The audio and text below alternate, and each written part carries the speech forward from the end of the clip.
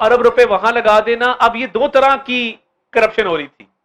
एक तो ये था कि लाहौर के मास्टर प्लान में, जिसको लाहौर हाई कोर्ट ने ही कुलअदम करार दिया, उसको खत्म किया, जिसमें लाहौर का जो एरिया है उसमें ग्रीन एरिया ज्यादा दिखाने के लिए शेखुपुरा के एरिया को ऐड कर दिया गया, ताकि ब्राउन एरिया उसके तनासब से बढ़ाया जाए।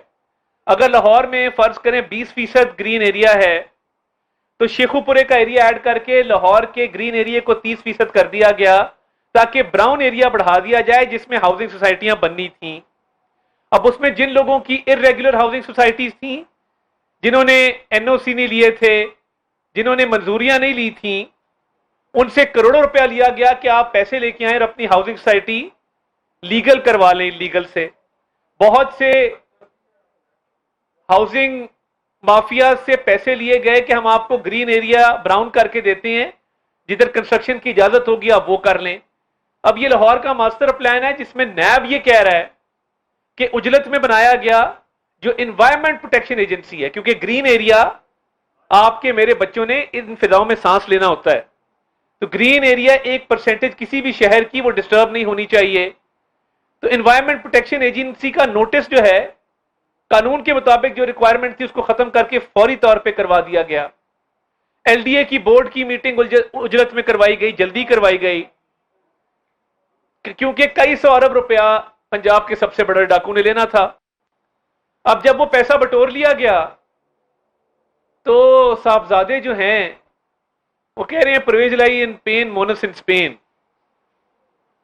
बुजुर्गी की इस हालत में अपने वालिद को तने तना छोड़ के जो बेटा बाहर अयाशी कर रहा हो, लंदन के महंगे तरीन होटलों में कयाम कर रहा हो, ऐशो इशरत की जिंदगी गुजार रहा हो, जिसका रोजाना का खर्चा कई हजार पाउंड का हो, उस पर क्या कहना कि जब बाप वजीर आला था तो मुकम्मल अयाशी यहां पे थी, जैसे ही बाप पर मुश्किल आई भाग दौड़े बाहर के मुल्क।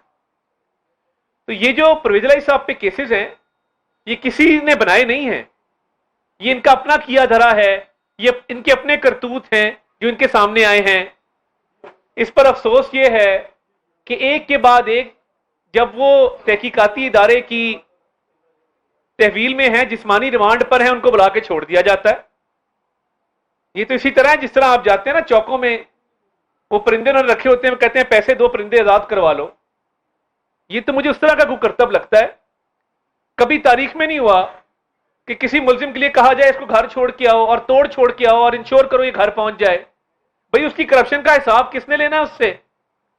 और आज तारीख में पहली दफा लाहौर हाई कोर्ट ने इस्लामाबाद की जुरिस्डिक्शन में चले कर सकते हैं, कानूनी तौर पे मान भी ले कर सकते हैं, मगर इसकी इंप्लीकेशंस हैं।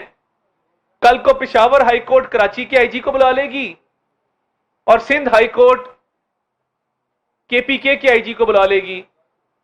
आज आपने इस्लामाबाद के आईजी को नोटिस किया, भाई इस्लामाबाद में एक लीगल ऑर्डर के तहत वो नजरबंद हैं।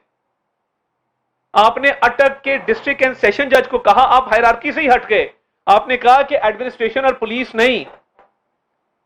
मैं अपने सेशन जज को कहता हूं कि वो बाजियाब करा के गाड़ी में बिठा के लाए जिस तरह किसी ने अगवा किया हुआ है।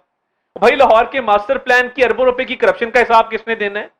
पेपर स्कीम्स में जो कमीशन खाया गया उसका हिसाब किसने देना है? डेवलपमेंट स्कीम्स के नाम पे जो एक मकरू धंधा किया गया उसका जवाब किसने देना है? कई सौ अरब रुपए इस कौम के खा गए, गजब खुदा का जो गरीब अवाम पे लगने थे उसका हिसाब किसने देना है? आप सेशन जज को कह रहे हैं कि नहीं गाड़ी में बिठा के ले आओ इसको। आप तब कहां थे जब नवाज शरीफ साहब और शहबाज शरीफ साहब की वालदा की मैयत आई थी और सेशन जज जो एहतसाब अदालत के जज थे उन्होंने कहा था मैंने जिरा करनी है और 4 घंटे जिरा की थी? आप तब कहां थे जब राना सनाउल्लाह पे मंशियात डाली गई थी, बिला वजह डाली गई थी, कैद करने के लिए डाली गई थी और कोई पूछने वाला नहीं था? आप तब कहां थे जब फरियाल तालपुर को रात के अंधेरे में चांद रात पे नैब पकड़ के ले गई थी? आप तब कहां थे जब मरियम नवाज शरीफ को उनके वालिद के सामने गिरफ्तार किया गया था वालिद को अजियत देने के लिए?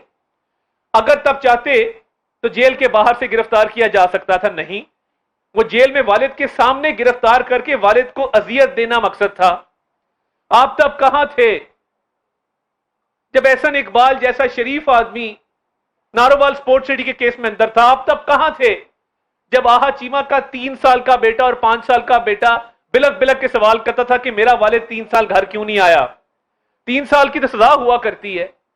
तब कहां थे जब साद रफीक और उसका भाई 1.5 साल जेल में थे? आप तब कहां थे जब हमजा शहबाज शरीफ को 2 साल सिर्फ इसलिए कैद भेजा गया क्योंकि वो नवाज शरीफ का भतीजा और शहबाज शरीफ का बेटा है? उसकी 11 माह की बच्ची को कौन जवाब देता? तब तो आपको ख्याल नहीं आया। आज आप इतने बड़े मुजरिम के लिए कहते हैं कि उसको घर छोड़ के आओ। आज आप इतने बड़े मुजरिम के लिए कहते हैं कि मैं अपनी लाहौर हाईकोर्ट की ज्यूरिस्डिक्शन भी नहीं देखूंगा, मैं अटक के सेशन जज को कहता हूं कि इसको पेश कर दें। आज आपको इंसाफ याद आ गया।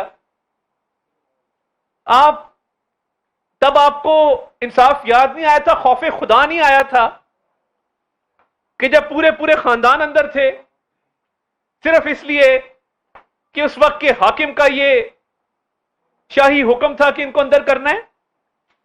तब तो आपको इंसाफ याद नहीं आया, खौफे खुदा नहीं आया।